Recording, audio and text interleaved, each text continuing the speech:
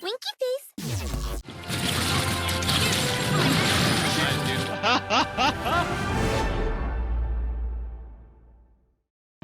Hey everyone, I'm SoOn. I'm a professional player, and today we share 10 tips to improve on TRACER, a hero I've played a lot in the beginning of my career. Before we start, I would like to thank Blizzard for allowing me to make this video. It makes me happy to be able to share some of my tips with TRACER, and I hope they'll be helpful. Tips number 1. Abilities. How to effectively use TRACER blinks and recall abilities. First of all, let's talk about her abilities, which are Blink and Recall. Blink is TRACER's main asset.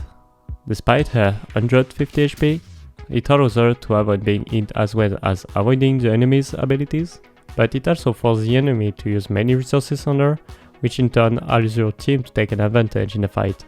Blink can also be used to escape or to win duels more easily. In order to use your Blink properly, you need to know where you end up after each dash. Practice makes perfect. Only having a lot of game time will allow you to get better at it. As for Recall, it allows you to try more aggressive plays or to escape a bad situation.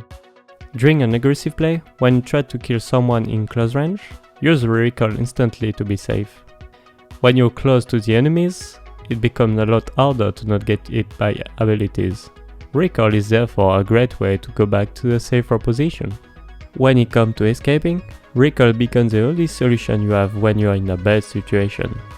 For example, when the enemy focuses you too much or if you lose a duel, then you need to escape and blinks are not always enough to do so. Tips number 2. Pulse Bomb. Who to target and best way to practice. TRACER Pulse Bomb is one of the fastest ultimates to charge but also one of the most difficult to use. The Pulse Bomb deals 350 damage, so it's a very powerful ultimate that can, if used by itself, kill every hero in the game except for the tanks. You might therefore think that it's better to use the Pulse Bomb on DPS and support, but it's not really true. Most of the time, I use my Pulse Bomb on tanks because they are the most important target to kill at the beginning of a fight, since their role is to take space for their team, and also because they are easier to stick thanks to their large hitbox. If you manage to kill one of the enemy tanks, your team will have the advantage to win the fight. Of course, depending on the context, if you see an opportunity and think that you can stick a DPS or a support, do it. Every kill is important. But I usually advise people with less mechanical skills to stick the tanks since you have more chance to effectively use your bomb that way, rather than to fail using on a DPS or a support. For me, the best way to practice your pulse bomb is against the bots in practice range. Try to blink once and stick your bomb, then try with 2 blinks. Once you get better, try to bomb using 3 blinks. Tips number 3. Positioning. How to move through the map and be in a good location for your team and against enemies. Positioning is extremely important with TRACER. Not only to avoid dying, but also to take space since she's one of the most mobile heroes in the game. If you stay on the front line with your allies, it will be very easy for the enemies to shoot at you because, in a fight, those who take damage first are the tanks and a stray bullet could very well hit you. Therefore, if you position yourself on the side or behind them, you will get a lot more value for your team. You can use walls, health pack, or even get closer to the enemy that way. Tips number 4. Best and worst maps. Why are some maps better in order to be useful as TRACER? Like with almost every hero, TRACER has some strengths and weakness depending on the maps. Large maps like Junkertown or Rialto are really difficult for TRACER, as there is a lot of space for the defending team, which make it really harder to play her. On the other hand, TRACER is really good on all the smaller maps, like for example, Control map, in which you can apply pressure from the beginning, and also create a lot of space for your team. Tips number 5. Target Prioritization. As TRACER, the priority isn't to kill but to be like a mosquito around the enemy. Yes, a mosquito, because your main goal is to divert the enemy's attention in order to help your team to win the fight. The more the enemy shoot and use their abilities on you, the bigger the advantage is for your team, because the enemy DPS and support will be more focused on you than on your team. For example, if you decide to shoot on Ana, she'll most likely turn around immediately and try to sleep you or shoot at you, which means either her tanks won't get healed or your tanks won't get slept. Don't forget that depending on the enemy team's composition, your primary target will change. If the opposing team play Widowmaker and Pharah, you will mostly focus Widowmaker rather than Pharah. And if there is a Widowmaker, you will deal with her before racing the enemy backlane. Tips number 6. Best settings. How higher sensitivity is better than lower sensitivity for Tracer. With 32 heroes available today, some favor high sensitivity, whereas some prefer lower one. As I see it, Tracer is one of those heroes who feel more comfortable with the high sensitivity.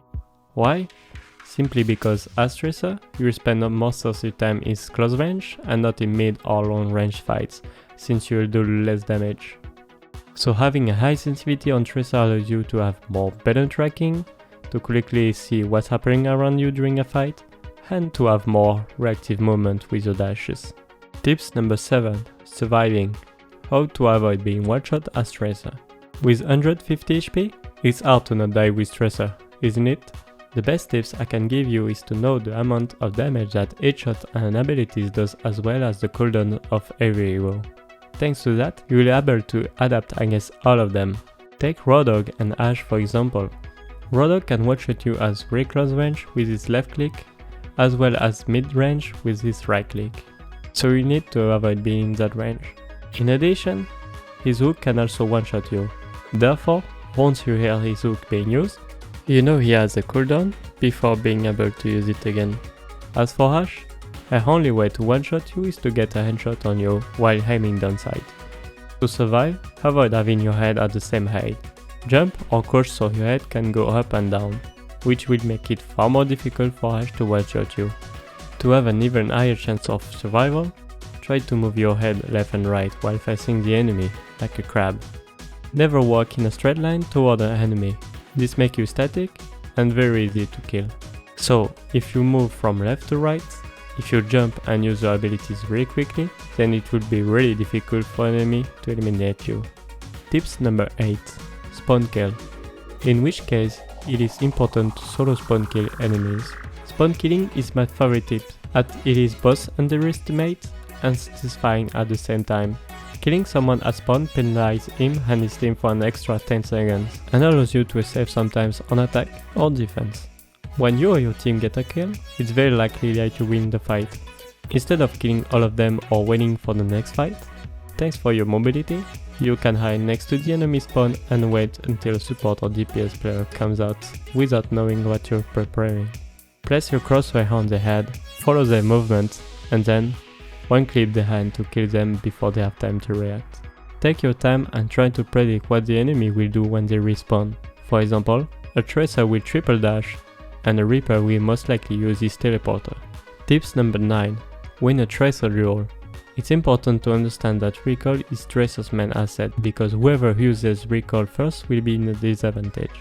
Therefore, you'll need to force the enemy Tracer to use his recall, to then inflict a maximum amount of damage before using your own recall, which will grant you a big health advantage. At the end of your clip, try to dash with melee so as to deal solid extra damage. Use this skill a lot as it is very useful in Tracer duels. If you have the advantage, the enemy will realize this and either play defensively by getting a health pack or by going back to their support. Try to steal the health pack before the enemy gets to it and then kill him. If they go back to their teammates, give up on the duel. If you do not have the advantage, go get a health pack or return to your own teammates. Tips number 10. Pro tips. How to backcap. Those who know me know exactly what I'm talking about. The most interesting tips as well as the most difficult to carry out. First of all, what is a backcap? It's when you push the payload or capture the point without the enemy noticing. Imagine losing a fight a few meters away from the point, but having a chance to push it far enough to get to checkpoint. If you feel that you're going to lose a fight, for example when a teammate dies first and the enemy becomes aggressive, go and hide while crouching so you don't make any sound. Don't rush, wait for the right time, check behind walls to see if someone is protecting the payload, or wait for the enemy to be away from the payload or the point to make you move. Patience and information are the keys to a successful backup. Tracer is one of the best heroes for backcapping. She can hide easily thanks for her mobility and her small hitbox, but she can also escape with a blink if needed. That's it, thank you for watching my video, thanks again Blizzard for sponsoring this video, and see you soon!